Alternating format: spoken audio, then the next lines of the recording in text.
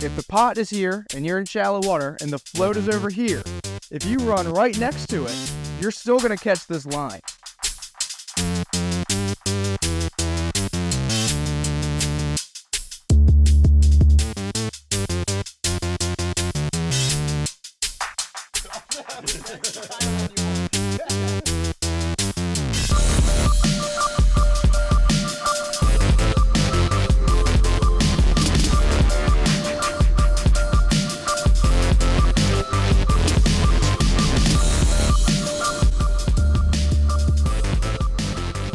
I actually have a great opportunity today to talk to Luke McFadden. Don't know if you follow his channel, but you should.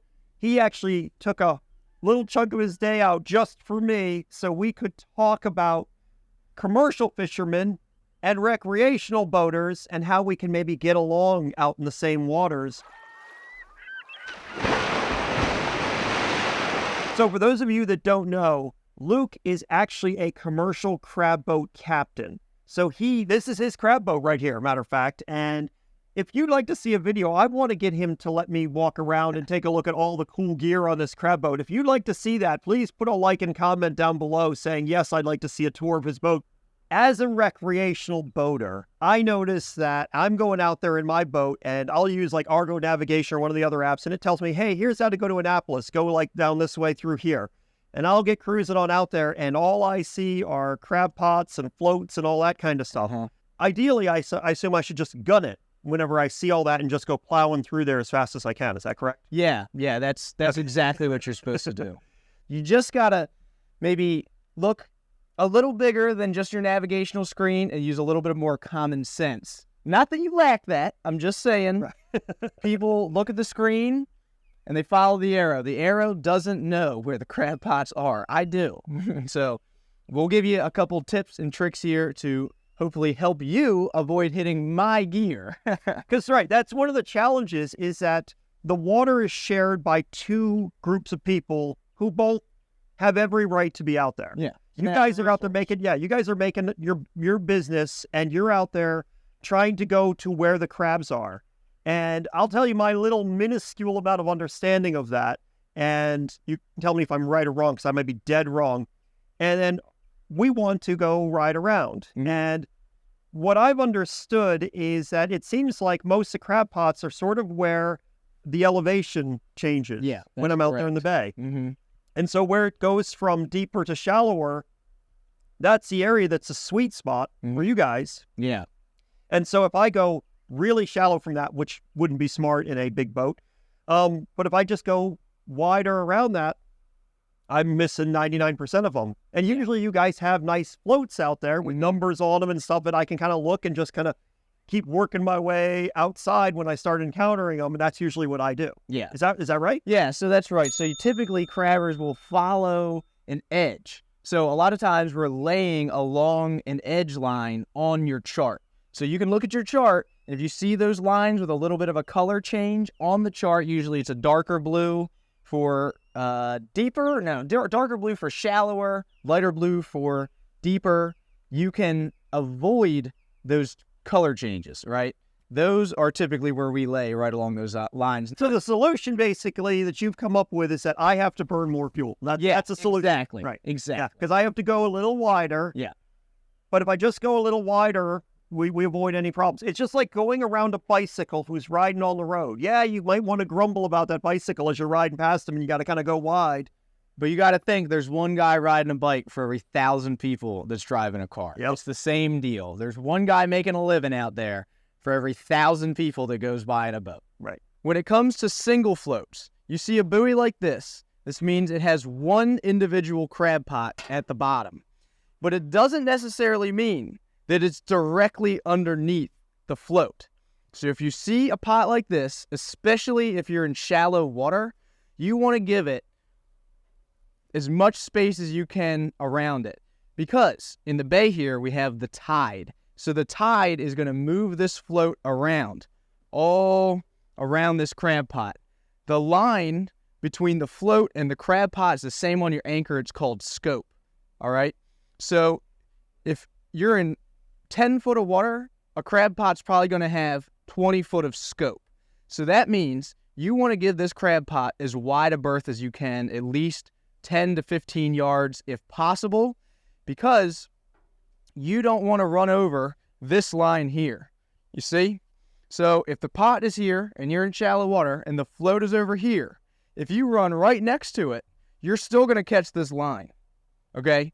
So you want to give this pot as much space as possible, especially in shallow water here, to avoid running it over. What happens whenever, from your side, whenever we've gotten tangled up and cut things off? Do you lose those crab pots? It's actually why I converted all my gear from single floats to underwater lines, is because the boat traffic up here in the Upper Bay is so bad that I would lose 100 to 200 pots a year. Wow. And now, at $54 a crab pot, that's an entire, basically, month of working that you're working just to replace the gear in your rig. Plus, it ends up, when people run over the floats, it ends up as derelict fishing gear, and that's not something that we want in the bay at all. You actually made a video about going and collecting some of that derelict gear out in the bay, which is a really cool video. I enjoyed watching it because you had to like make up a whole rig and use like the radar or the sonar or whatever it was, and they gave you maps of that stuff. Yeah, right? yeah. So we had 3D bottom scanning. So usually in the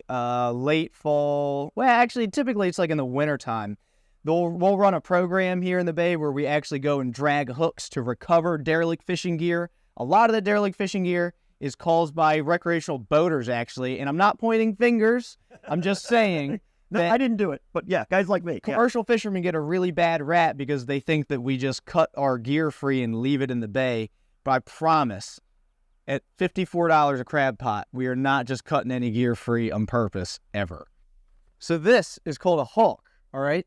This is what I fish, and this indicates a row of crab pots, so an underwater line. So you do not have to worry so much about running over the actual pot itself like you do with a single float. But with these, you have to watch out for anchorage, okay? If you see a lot of buoys like this with flags, you do not want to anchor right around them because they are attached to underwater lines. The lines do typically run either parallel with shore or along an edge or whatever way the tide runs. So if you put your boat in neutral and your boat moves one way, you could draw a straight line with the way your boat is drifting, and that is a good chance that these lines will run that same straight line that your boat drifts, because we set these with the tide, okay? So you don't want to anchor around these. If you do, you're liable to get a line up on your anchor, and if you do that, please don't cut it. Just pull it off your anchor and let it go. That's all you have to do. You don't have to do anything else but pull it off the anchor and drop it on the bottom. You're not going to run it over again. We greatly, greatly appreciate that, because every time you cut one of those lines, it makes my day a heck of a lot longer. For every probably one anchor that somebody loses, we have 40, 50 lines that are drug and cut. I mean, I seldom will find anchors that somebody has snapped or cut. Usually it's something that's like fallen off a boat, or a chain link is rusted away. I can tell from retrieving the anchor, or the anchor's just been out there forever, got caught on a rocky bottom or something. But all the time I have lines where I can see where I've laid rows, and then I'll go to haul the row, and the line either doubles back on itself or it's drug into a big V and then cut. And that's because somebody sets an anchor and then doesn't properly retrieve the anchor. You're supposed to bump the boat more. Yeah. And then the way those anchors work is that when you get right over top of them, they pull out of the mud, so there's no resistance. You pull straight up. Well, people don't do that. They just hit the anchor switch, burn up their windlass motors, drag their boat along, and then pull up this piano string tight line, which is mine, and then just cut it.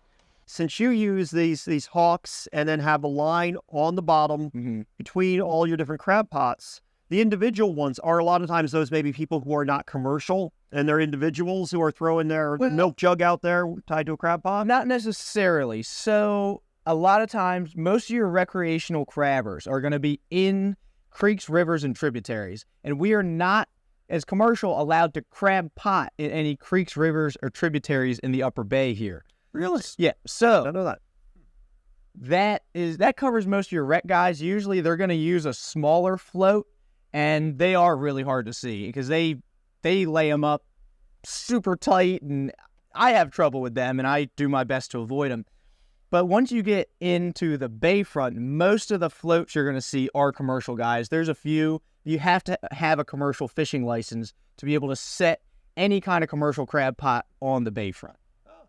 Now, in areas where I'm boating frequently, like the mouth of the Magathie, there's an area there where we have markers that we're supposed to stay between that. That's the channel. Float-free channel. And, right, but I will see crab pot floats in the channel. Yeah, sometimes the crab pot floats get into the channel, the tide rolls them, pushes them into the channel. Sometimes they get stuck on people's boats and end up in the channel. Gotcha. A big one is that they get stuck on the keels of sailboats, and then they go through the channel, and then when they turn, the float pops off. And sometimes crabbers accidentally get them in channels. It happens, you know. Sometimes our lines end up a little short, and then we got to go out and move them or pay the price. But trust me, we don't want them in channels any more than you guys want them in channels. 90% of the time, it's an accident. And there is markers in the channels around here that say float-free channels. So we are not allowed by law to be in those channels. So you can usually follow a pretty clear line from marker to marker that is not going to have any floats in it. Gotcha. So I've been in the mouth of the Magathie sometimes, and I've seen crab boats there. So they're possibly just retrieving stuff that has gotten moved by other boats and boaters or tides or whatever, and that's why they have to be in the mouth of the Magathie trying to get that stuff cleared out of there. Well, just because it says it's a float-free channel does not mean it has to be a crab pot-free channel. So, in a lot of places like that, crab pots are on the bottom connected to underwater lines that run across channels or through channels, and that's totally legal. Gotcha. It's a float-free channel, so we're not allowed to have crab pot floats in the channel. But we are allowed to have crab pots in the channel under the water. So they're retrieving them. You guys are going across the channel. So occasionally we'll cross channels to pick up gear, and then we'll lay it back. That's totally legal. There's nothing wrong with that because there's no danger for you to hit it. By law, I think it has to be a certain amount of feet underneath the water line. Sure. And any channels that we're going to lay, all our gear is going to be well within that parameter. Right. Gotcha. Okay, so that makes a lot of sense. And I think a lot of recreational boaters don't realize that you're allowed to do that. And so therefore, periodically in the summer, when everybody's just wanting to ride around on their boat, that you guys might be coming across our channels retrieving their crab pots. Because I've heard other boaters grumbling about that. And they're like, I don't know why these guys are out here. They shouldn't be here. This is the channel. And I always thought to myself, I don't know. Yeah. Right. So I'm just like, maybe something went wrong, or maybe, you know, and I don't know that. Another deep thought by Wayne the Boat. Yeah. That's right. I just sit there and go, I'm going to think about this for a video next year. Right. Yeah. Your average crab pot is 2 foot tall. Oh, yeah. So if you're in 5 foot of water and your boat draws 2.5 foot of water, and our crab pots are 2 foot tall, that gives you 6 inches. Right. And that's not exactly where you don't want just 6 inches of tolerance. Right. That's typically too close to cut. Yep. Yep. Yeah, 6 inches is all right sometimes, but sometimes it's not. Yeah, I would be happy with that sometimes, but other times it's just not enough. That's right. Luke, thank you so much for taking some time out today. I know you were like super busy. Matter of fact, when we pulled up to do this video, he's literally on the phone selling crabs, and it's early in the morning, and he's selling crabs to people and telling everybody what they got to get done while he was doing this with me. So thank you so much for taking the time to do this. And I'm going to just put one more video up for you to watch right here. Here, I'm going to stick it right over top of my face right here. And it's one of Luke's videos. So we're going to link to a Luke video from this one because you know why? I want to do that. I think it's a good... Well, thank you, Wayne. I appreciate it, man. And I appreciate you coming out. It works out. Hey, man, we're both local. You know what I mean? In the same town. That's right. Good stuff. Wayne's my hero.